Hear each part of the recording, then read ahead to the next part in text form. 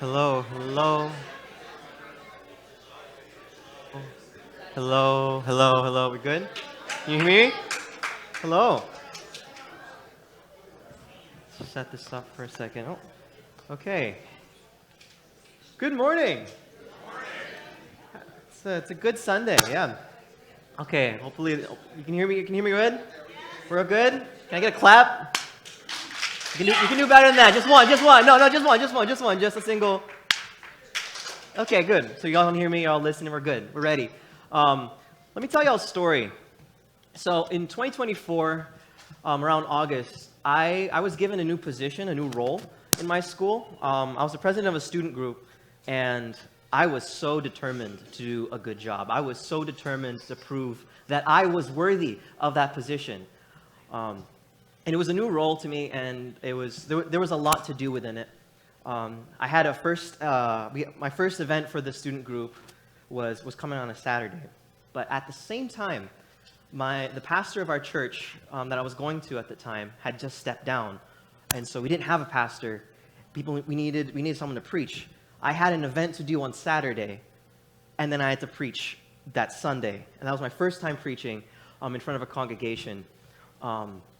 Man, I did not sleep much Friday night to Saturday night. I did not sleep much at all because I was preparing for the event on Saturday. Because I was like, man, I'm gonna prove that this is a good event. You know, I'm gonna show that I'm a good president, that I can do this, and that I'm worthy of this. And so I tried out of my own strength to do it. Spent the whole Saturday morning preparing for it, the whole Saturday afternoon and evening, but I didn't do any sermon prep yet. So it comes to 10 p.m. on a Saturday. I still don't have anything for my sermon on Sunday, and I'm exhausted from the day. And I didn't spend any much time in prayer because I was so busy preparing, so busy doing the work that I did not even have time to just sit down for 5 minutes within that week to spend time in the Word. And so I was preparing for the sermon. I was panicking. I was like, you know what? I was trying to rely on my skills as a public speaker. I took a public speaking class, whatever. I like to talk. So I thought, oh, it's going to be great. It's going to go for a while. It's going to be great. And I start preparing for it. And, you know, at some point it becomes 1 a.m., and then it becomes 2 a.m., and I'm still preparing. And before I know it, I have to leave for church, and I still haven't slept. So I'm out there I'm there, and so I'm preaching, and I go up there, and guess how long I spoke for? 15 minutes. I was given an hour to preach. And that was the first Sunday without the pastor, so people were kind of just like, oh no, we're doomed, aren't we? And I felt horrible. And the problem with that is I did not spend time in prayer. I tried to go up there, preach, and praise the word of God out of my own strength. You know, everything was out of me. I was running on coffee, energy drinks, and just adrenaline, you know, and just pure anxiety. And that did not bear any fruit whatsoever. So what I've learned in life, when it comes to preaching, is to actually spend time with the Lord. And that's why this passage, John 15, is very important. Do I have a clicker? Am I supposed to have a clicker just to go to the next slide? I don't see it, no. Is it that thing? Yeah. Okay, cool. That way I don't have to keep saying next slide. Yeah, so I tried to do something out of my own strength, and it didn't work. That's not how we bear fruit as Christians. That's not how God made it to be. So that's why this passage, what do I do? The D? Ah, there we go. Yeah. That's why this passage is really important. It says John 15, 1-8, but it's meant to go to actually 9. So, Doug? I am the true vine, and my Father is the vine dresser. Every branch in me that does not bear fruit, he takes away. And every branch that does not bear fruit, he prunes, that it may bear more fruit. Already you are clean because of the word that I have spoken to you. Abide in me, and I in you. As the branch cannot bear fruit by itself unless it abides in the vine, neither can you unless you abide in me. I am the vine, you are the branches. Whoever abides in me and I in him, he it is that bears much fruit. For apart from me, you can do nothing. If anyone does not abide in me, he is thrown away like a branch and withers, and the branches are gathered, thrown into the fire, and burned. If you abide in me, and my words abide in you, ask whatever you wish, and it'll be done for you. But this, my Father is glorified, by this, my Father is glorified, that you bear much fruit, and so prove to be my disciples. As the Father has loved me, so I loved you. Abide in my love. Thank you, Doug. So before we go into it, I know this is a lot. Let's go into it slowly. Before we go into it more, let's explain the context of where is this happening in the Bible. This happens in John 15. This is a very important passage that Jesus gives. This is during the Last Supper. He had just finished washing the disciples' feet. It's the end of his ministry. This is his last night. If it's your last night teaching someone, you want to walk away, give them a message that's really important, something that stands out to them the most. And this is what he gives. And he says this to them, and Judas isn't in the room. He says this to, it's a very, as we read this, this is a very intimate lesson from a teacher, for people that he's walked and lived with for 3 years. And then and he knows, this is his last night. He knows what's going to happen. And so he leaves them with an important message, and this is what he says. Judas is gone. So he speaks to his branches, to the disciples. And it's important. This is something that he really wants them to know. And he says, I am the true vine, and my Father is the branches. So that we begin with this. So it begins with an introduction of an I am statement. I am the true vine. It's important to go in the Bible, and when you read through it and you see I am statements from God or Jesus, that's important to go through. Because, well, how do you get to know someone? They'll tell you things about themselves. I am statements are the self-revelation of God, purely through words. Like that is important. Usually when I introduce things to myself, I will say things that I think is important to me and that covers me a lot. So I'll go up to someone and be like, my name, hi, I am Kevin. Kevin, if you say Kevin, you're talking about me. You're not talking about Doug. It refers to a lot of me. I am Filipino. That covers my ethnicity. That covers my cultural background, a lot of things. Things that I say about myself to you are important. Even more so, the things that God says to us, who he is really important and for us to actually acknowledge. Jesus says, I am the true vine, and my Father is the vine dresser. What does this mean? So there's a lot of things in life that we think can give us a lot of satisfaction, a lot of fulfillment. There's a lot of things in life. That surprised me as a Christian growing up. I was like, wow, how is my one friend who's not a Christian? He's finding so much happiness and fulfillment in music. He's doing a lot of other stuff. There's a lot of distractions in this world that will try to fulfill you. There's a lot of good in this world that people will say, hey, go to this. This is a great thing. There's a lot of good in the world. A lot of things that we find satisfaction and fulfillment in. A lot of things that we can grow from. But Jesus is saying, there's an emphasis here that he says, I am the true vine. This is the only way to live, he's saying. You can find fulfillment in other things and other stuff, but for me, that's an imitation of me. That's a copy of me. I am the truest form of the satisfaction, fulfillment that you could find in life. I am the true vine, and my Father is the vine dresser. Jesus is saying he's more than just a good teacher. He's saying he is the truth. And so it's important to know that. Next slide. He's saying, I am the way, the truth, and the life. No one comes to the Father except through me.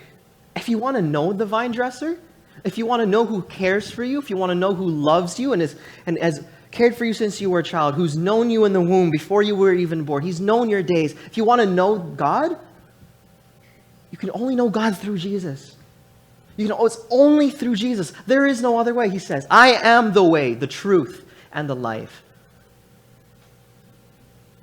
It's only through Jesus. If you want to know God, know Jesus. I gave this lesson to the youth before. If you have questions, if you want to know God more or other stuff, get to know Jesus. Abide in him. He's the true vine. He is that which is everything. I am the way and the truth and the life. You can't get to know God if other ways throughout Jesus. You'll see other religions. People say, I believe there's a God. I'm in tune with nature and other stuff. But is that really God if it's not connected to Jesus? If it's not Jesus himself, how is that God? He's just saying it's only through me. You can't get to know God through like the difference between us and Muslims is they don't consider Jesus as God. And that's where we have to be careful, because Jesus is saying, I am the way, the truth, and the life. People will say, Jesus never said he was a God. He was just a good teacher. That's what I keep seeing in a lot of people. People want to take the good fruit of being a Christian and enjoy it without actually putting in the effort, without actually putting in the work and seeing and going to the source. Jesus is the source of that. Any good fruit that we could bear would come through Jesus. Any way that we can get to know God, it begins with Jesus. If it wasn't for Jesus now, we won't have the opportunity. We won't have the opportunity to get to know God, to be one with him now. Because we're too sinful. We're too dirty to be in the presence of the Lord. So that's why Jesus says, I am the way, the truth, and life. You want to know the vine dresser? You want to know God? Man, it's tough. It is tough. A lot of people walk away from Christianity. A lot of people walk away from God. And doubt, it gets really sown into your heart when problems come, when evil comes. The biggest question I've heard, like the biggest struggling questions, even at Moody, with Bible scholars and people and future pastors, the biggest thing that always hits, it doesn't matter what situation you're in, you're always like, God, why would you let this happen? God, how can you still be a good God if I lost this? How, people question that often. This is the biggest question within Christianity. People say, there can't be a God, there's evil in the world. And I'm telling you, if you get to know God, you won't be these won't be questions that you'll be having. If you know him, if you get to know him, this is life. If you get to know God, those problems, I don't want to say they go away. I don't want to say that they're minimized, that they're invalid. No. What I'm trying to say is, it helps you understand God more. And so that's why this verse, every branch in me that does not bear fruit, he takes away. And every branch that does bear fruit, he prunes, that it may bear more fruit. I'm only 23 years old, but I would say I've experienced a fair share of loss in my life, especially as a missionary kid. The amount of times I've had to move and things, and just a lot of goodbyes that I've had. And this is just something I've seen. God, why did you take that away? God, why did you take my job away? I was doing so well in this. Why did you take my relationship away? That was so important to me. Or it can be like a loved one that passes away. Lord, why is this gone? And that's real questions. And Jesus is saying, like, it's not because he hates us or he's an evil God or judgment God. He's saying it's so that we can bear more fruit. And wait, let's go back here for a second. Wait, is this back? Oh, that's the black screen. What is this? Okay, that is how we do it. Okay. Haha. Every branch in me that does not bear fruit, I want to go. Oh, whoa. There. Here. When it says the word takes away, every branch, it says, every branch that does not bear fruit, he takes away. To go back to the Greek, to what the words that actually means, because the Bible is not written in English, and there's a lot that we lose in our understanding of the Bible and what contextually that means if we don't go back to the original Greek and the original, what the words that they're saying. So the word takes away comes from the word are, which comes from the word ero, which means I rise up and take away. Two understandings of this word. And I was mind blown when I studied this. Takes away, removal. The most traditional interpretations understand this as referring to judgment. The unfruitful branches are removed, cut off. They're gone. They're taken away from you. And then, and this is how we typically understand judgment and loss. Okay, I just wasn't worthy of it. Or this also creates a fear in us. If I don't bear fruit, God's going to cut me off and take me away. But the second definition clears that up, because it says that when it says takes away, it actually means lifts up. So God will remove the things that are not helping you grow, but then when you are down and when you're unable to bear fruit, because when you're down, it's just difficult. When you're depressed, when you're sad, it's just, you can't do much.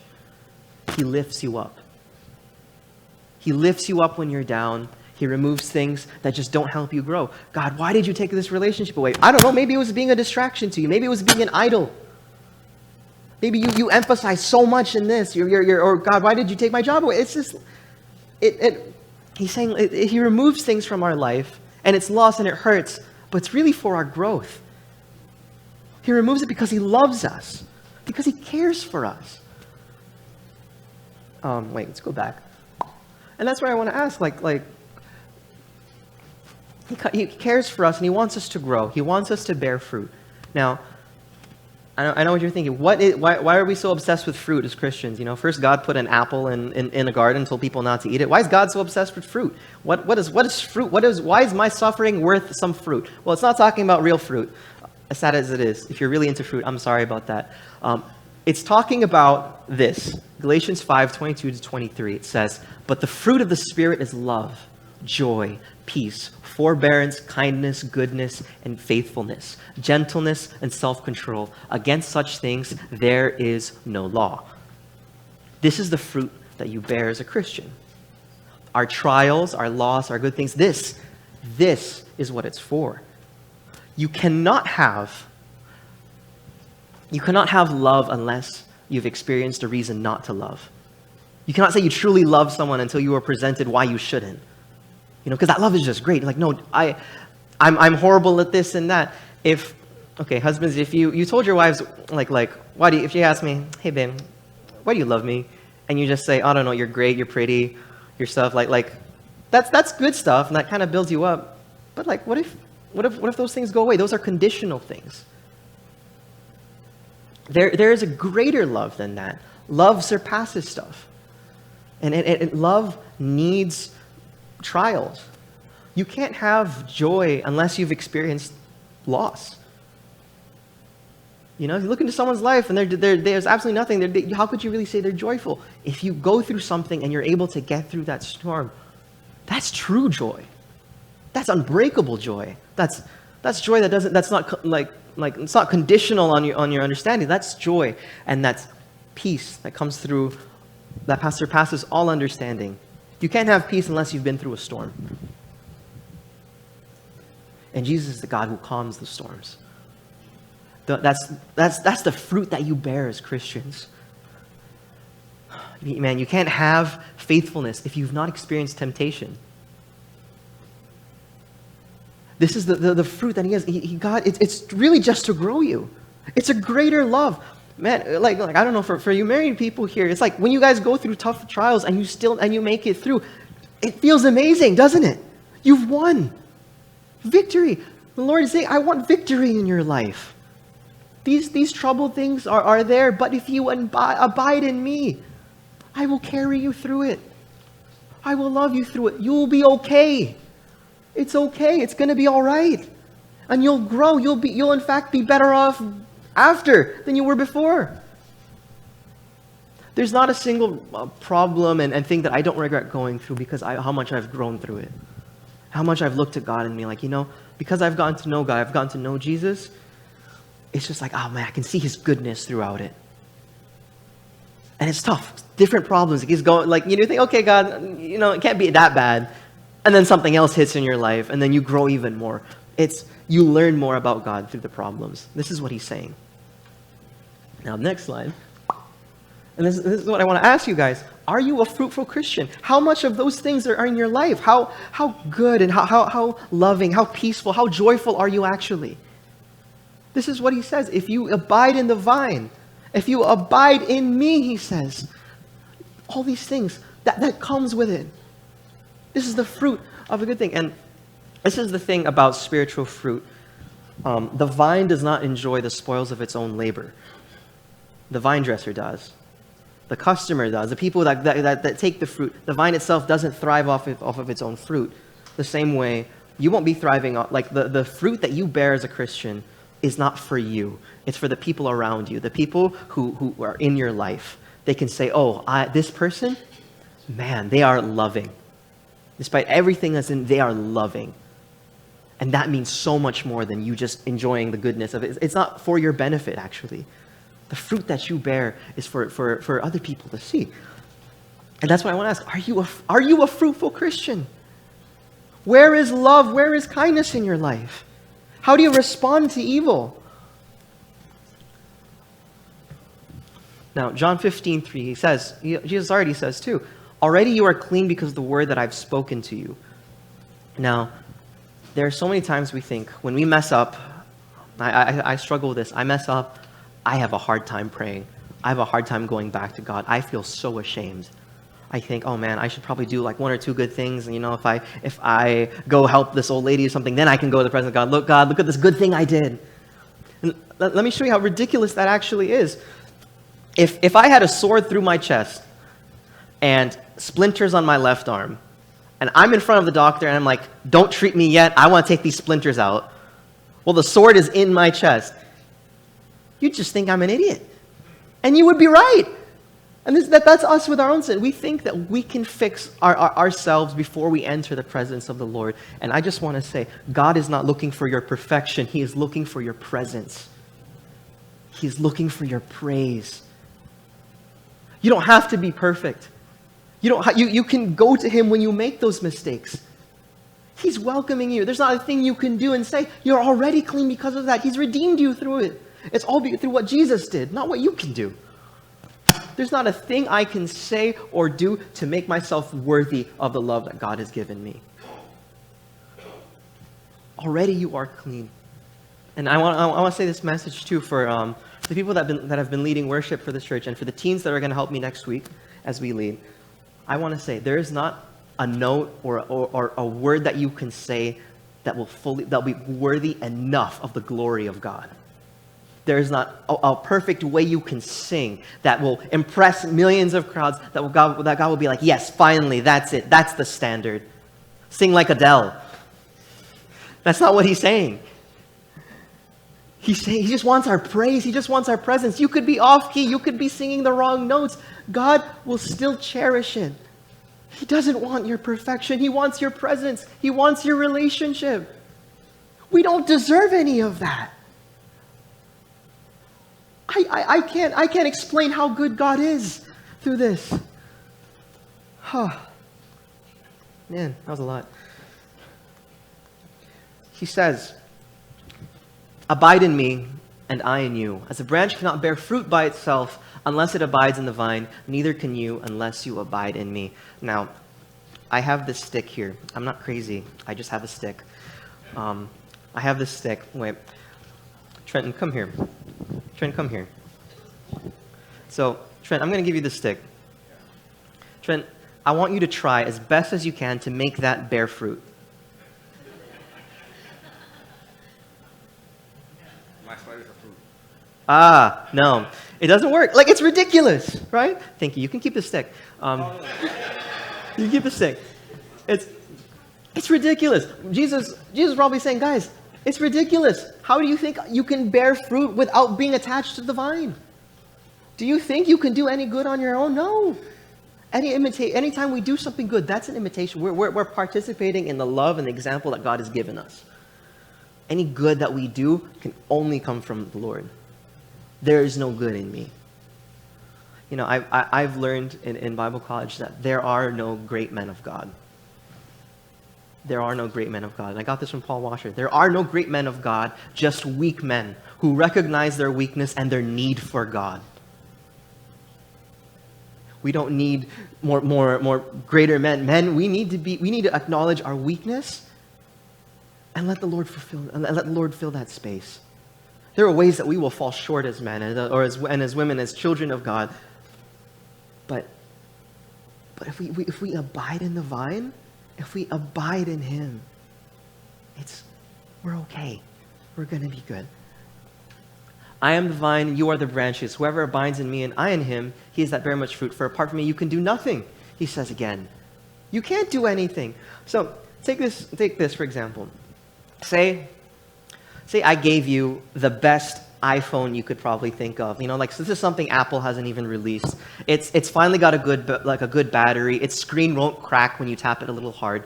It's a good iPhone. The signal goes wherever it is. It's a great phone. Think about that. the best new phone. It'll cost millions. No one else will have it. Say, I give it to you, but I don't give you a charger.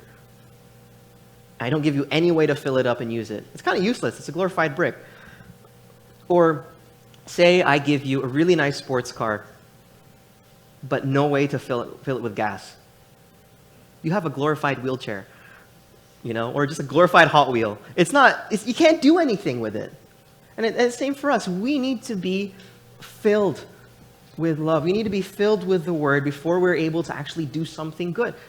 What's the point of, you may have charge. Your phone battery may still have charge, but at the end of the day, you're going to put it beside your bed, plug it in, and so it can be used again. We need to recharge yourself. You need to recharge yourself in the Word of the Lord. This is what I found. Difficult people in life, or people that have a hard time loving, often is because they've had a hard time being loved.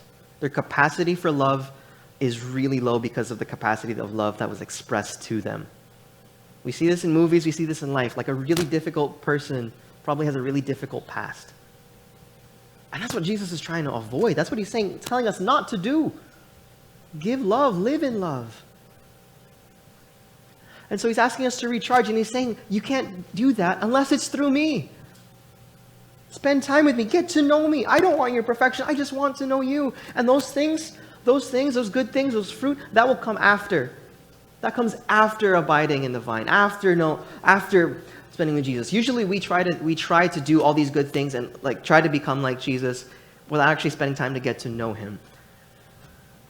It's not a bad thing to serve. It's not a bad thing to do ministry. But it doesn't replace your one-on-one time with God. It doesn't replace getting to know God and his heart. We're going to burn out. It just doesn't matter. It just doesn't work. It's like a car. What's the point of having a car if you can't fill it up with gas? It's just there. You're going to burn out. You're going to break. And this is the difficult part of it. If anyone does not abide in me, he is thrown away like a branch and withers, and the branches are gathered into the fire and burned. Now, the consequences of not abiding in Jesus. Oh man, that's tough. That's something I still have a hard time swallowing and admitting and accepting. It's just man, there are some of us here that aren't abiding. And there are consequences to it. God is a loving and good God, but don't forget, God is love, but God is also just. God is very just. And there were so many people, it says, wait, where is the passage? Never mind. It says, in Matthew, Jesus says, there are many people that will say, Lord, Lord, didn't I do so much good ministry for you? Didn't we do so good? Didn't I abide in you? And Jesus will turn to them and say, depart from me, I did not know you. You can do things in his name, but unless you actually know God, there's the difference. You can go to church, but unless you actually know God, there's the difference. It's not about that routine. It's not about our actions. Turn to your neighbor and say, it's not about you. It's not about you. I'm sorry. No. It's not about you. It's not about anything you can do. God has already given us this grace, and I just can't emphasize this enough. Abide in him. Get to know him. Spend time with him. That's all he's saying. It's such a small promise. Abide in me and I will abide in you. Isn't that beautiful? Isn't that unfair on his part? We don't deserve any of that. And yet he comes to us and he says, look, if you do this, I will give you so much more in return. You will grow. You'll be able to bear fruit. You will live a good life. And it's not even about just living a good life. It's about actually getting to know him. This is what life is about. This is why we came into existence. If you abide in me and my words abide in you, ask whatever you wish and it will be done for you. So I want to be careful with this. This is not a prosperity gospel of some sort. I know I kind of just phrased it as if you do this, I'll do that. How I understand this and how what I've seen is, this is a truth that I've seen.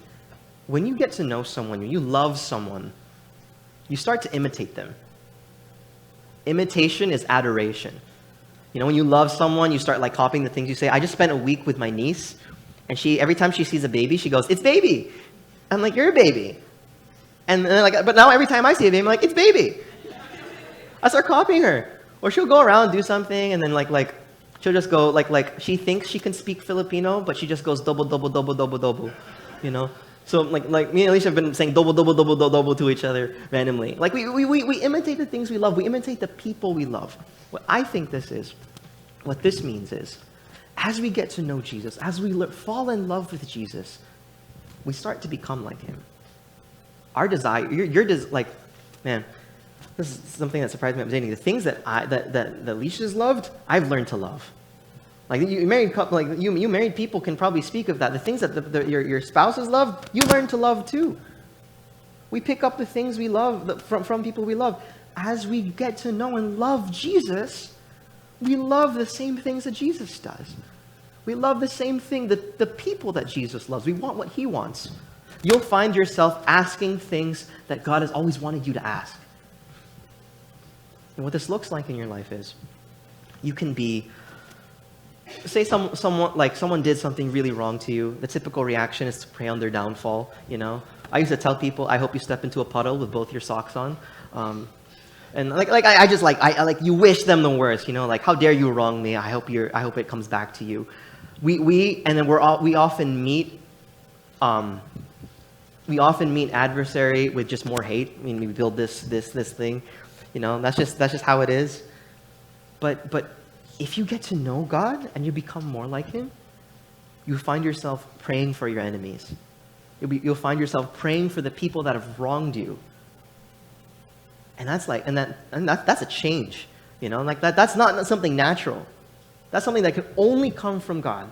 That's why he says, "Love your enemies." People love to quote that out of nowhere, but people don't know why you should love your enemies. You love your enemies because Jesus loves them, and you love Jesus, and you want to become like him. I just abide in his love. Ask whatever you wish for, and it will be done for you. God really cares for you. You know, think about this relationship. If my dad was Jeff Bezos, right? Think about this.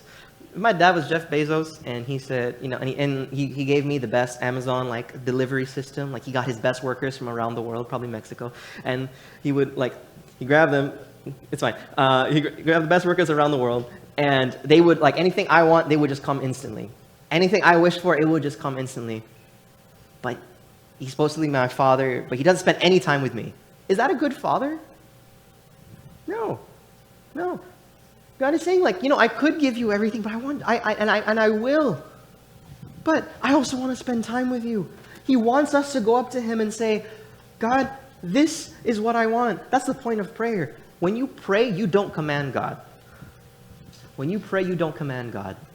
When you pray, you renew your heart.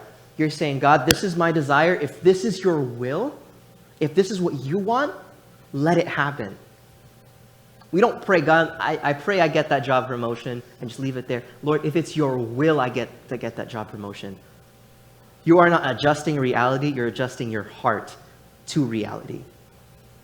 Because God's in charge of it all. When we pray, we renew our hearts. When we get to know God, our desires change as well.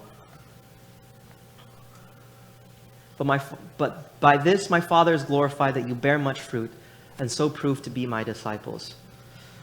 Man, the best case for Christianity, the best argument you can come up for Christianity is probably the people, the Christians. Why do people, there's been a running trend, why young adults are going to churches is because of the community within the churches. It's because of the people that surround them. Why did you stay in this church? Why did you choose this denomination? People say, I found community and people there. This has always been the way it should have been. Relationship is important. People will get to know you for your fruits. That's what he says here. You will recognize them by their fruits. Are grapes gathered from thorn bushes, or figs from thistles? So every healthy tree bears good fruit, but the diseased tree bears bad fruit. A healthy tree cannot bear bad fruit, nor can a diseased tree bear good fruit. Every tree that does not bear good fruit is cut down and thrown into the fire. Thus you will recognize them by their fruits. This is what Jesus is saying. He really liked the fruit analogy, it seems. And it's true. You will recognize people who are abiding and who love God versus the people that don't. It blows my mind to see how people can get how far they can get into ministry without actually having love in their hearts. Like, how did you get this job, sir? Like, you're supposed to be loving these people. You cannot, when bad fruit is born and you're like, I had this really bad experience.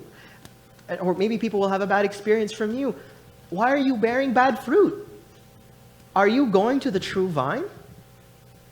What type of life are you living? You will recognize them by the truths. The best case for Christianity is the Christians, but the worst case for Christianity is also Christians. That's what C.S. Lewis has said. Oh man, sometimes I wish I could introduce my non-Christian friends to my Christian friends, but sometimes my Christian friends, I'm like, they did me dirty, so I don't know if I could put that in your life. It's crazy. We're not just supposed to read it and do it and obey it. We're supposed to live it out. We're supposed to live out these fruits. We're supposed to be fruitful Christians.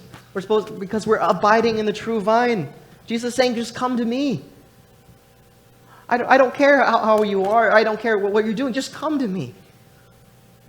I want your presence. As the Father has loved me, so I have loved you. Abide in my love. Let me tell you a story. And I'll end with that. So I had just woken up from a nap. There's two good things in the world, a good nap and good food. I just woken up from a nap. I think I was like 12 or 13. I just woken up from a nap. My sister woke me up, and I just wanted to watch some YouTube on a laptop, wanted to hang out with my friends. I didn't want to do anything that my sister was making me do, but she was like, Kevin, it's her dad's birthday. You should probably go. And I could not be bothered. I was really rotten. I was so focused and absorbed in myself. I was like, I don't want to go, whatever. And so my sister, they still make me come over at some point to the dinner table. And on the table, there's a setup, there's a cake, there's a small little cake there. There's food that my parents prepared as best as they can coming home from work and all the difficulties and everything. They're making this food. Everything is all set up. I have my dad here, my mom here, my sister beside me. I'm still groggy, angry, and I just want to watch some YouTube. And then I come and I sit down, and man, if the Lord won't send you trials, He'll send you a sister. Man, there are things that they can do that they can do one thing, and you're livid. My sister did that one thing. She looked at me, gave that one look that she knew I knew that she would think I would become angry with. And so I'm getting annoyed. She's looking at me, laughing, rage baiting me, and I'm giving into it. I'm becoming really angry as I look, and this becomes really bad. This is the small birthday celebration of my dad. I just come sit down. My sister looks at me in a way. Just imagine this, and I just start getting angry. I start why are you looking at me like that? What's your problem? And before I know it, I'm screaming, I'm yelling. And my dad, my hard-working dad, who's done everything to provide for me. He's given me everything that I valued at the time, things that I wanted to do.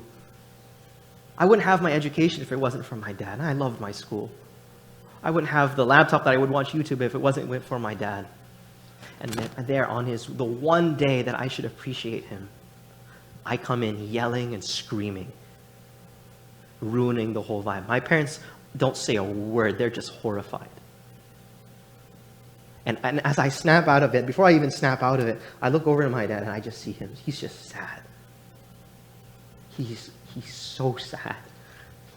And before I escalate things, they just tell me to go away. They're like, Kevin, you need to go. You need to sit somewhere else. And so as I'm sitting there alone, collecting my emotions, collecting my thoughts, collecting what just had happened, why I had that outbreak, what is wrong with me? I came face to face with my own sin, my own problems. My father had given me nothing but love, and I spat on his face, and that is a huge disrespect, especially in an Asian household. My father was I felt horrible.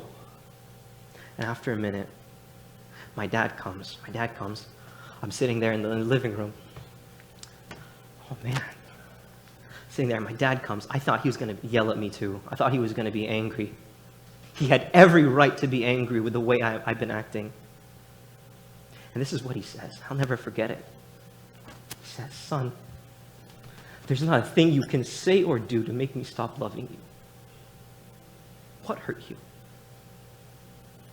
That is the love that we need to abide in. I was sitting there, and I heard more than my father's words. At the moment, I became face to face with my own guilt, and he met me with grace. That is the love of a father that Jesus is telling us to abide in. That is the love of a father. It didn't come from my dad. And parents, it's so difficult to be patient with your kids when you need to, but at that moment, my dad abided. My dad, he took time to abide in Christ. And he said, and he met me with grace and love. We don't deserve that. That's the standard that we should be living to. As parents, that is the love that you should be giving your children. That is the love Jesus is telling you to hold on to abide to in this world. That's our responsibility. And that is a gift and a privilege given to us.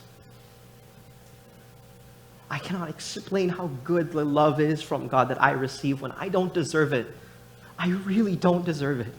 But God, in His graciousness and His kindness, meets me when I don't listen, when I'm distracted. And you know what? I know that if I go back to Him, He will meet me with grace, because that's what He says. He's not asking for your perfection. He's asking for your presence.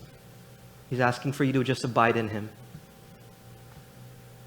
So let's take a moment to pray. And dear Heavenly Father, Lord, I just want to uplift these hearts, Lord. I just want us to abide in you, God. I want us to experience the love that you graciously give us, Lord, when we don't deserve it. Love that can change lives, love that can change marriages, love that can change relationships, Lord. Love that can change reality too, Lord. Oh, how you love us, and we don't deserve it, but God, I pray, Lord, that we abide in that love. I pray that we don't forget it. We stay close with it, God. God, you are so good. Thank you. I pray that we take that today, and we live it throughout our weeks, God. We live it throughout it. We remember this love. We spend time to get to know you. We rest when we need to. And in Jesus' name, amen.